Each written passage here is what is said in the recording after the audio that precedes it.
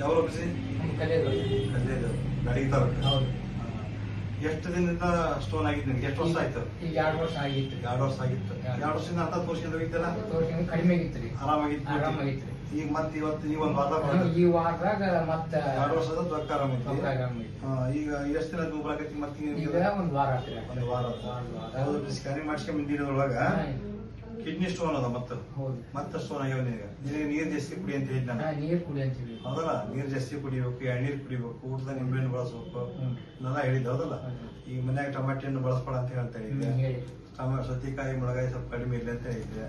Chicken ಮೀನ ತತ್ತಿ ಸ್ವಲ್ಪ ಕಡಿಮೆ ಇರ್ಲಿ, ನೀರ್ ಜಾಸ್ತಿ ಕುಡಿ, ನೀರ್ ಜಾಸ್ತಿ ಕುಡಿ ಅಂತ ಹೇಳಿದ್ದೆ ನಾನು. ಹೌದಲ್ಲ?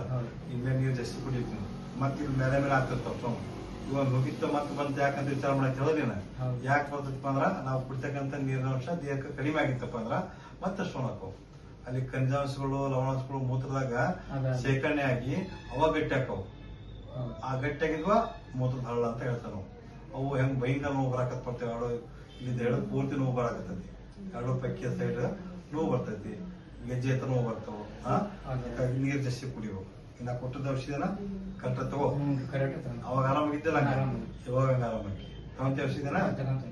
ನೀರ್ ಜಾಸ್ತಿ ಕುಡಿದ್ಯಾ? ನೀರು ಜಾಸ್ತಿ. ಓಕೆ.